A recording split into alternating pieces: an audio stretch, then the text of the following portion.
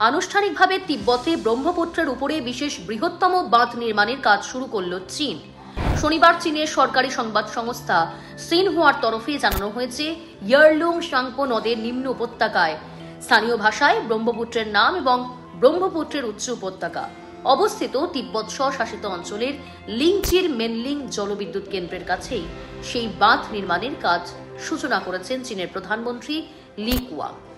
বাঁধের জেরে ব্রহ্মপুত্রের নিম্ন উপত্যকায় অবস্থিত ভারত এবং বাংলাদেশের মতো দেশের উদ্বেগ বাড়তে চলেছে, কারণ যেখানে বাঁধটি তৈরি করা হচ্ছে সেখানে ব্রহ্মপুত্র বড়সড় বাঁক নিয়ে ভারতের অরুণাচল প্রদেশ, অসম হয়ে বাংলাদেশে বয়ে গিয়েছে।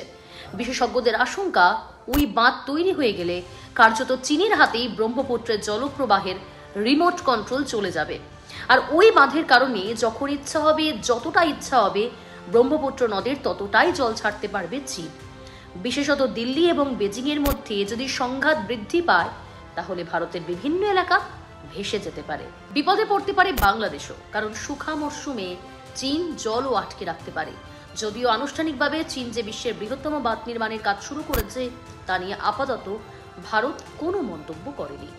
গত ফেব্রুয়ারিতে সংসদের অধিবেশনে ভারতের বিদেশ মন্ত্রকের তরফে জানানো হয়েছে, পুরো বিষয়টির উপরে নজর রাখছে ভারত সরকার, যাতে ভারতের স্বার্থ সুরক্ষিত থাকে সেজন্য যাবতীয় পদক্ষেপ করা হচ্ছে বলেও আশ্বাস দিয়েছিল নরেন্দ্র মোদী সরকার।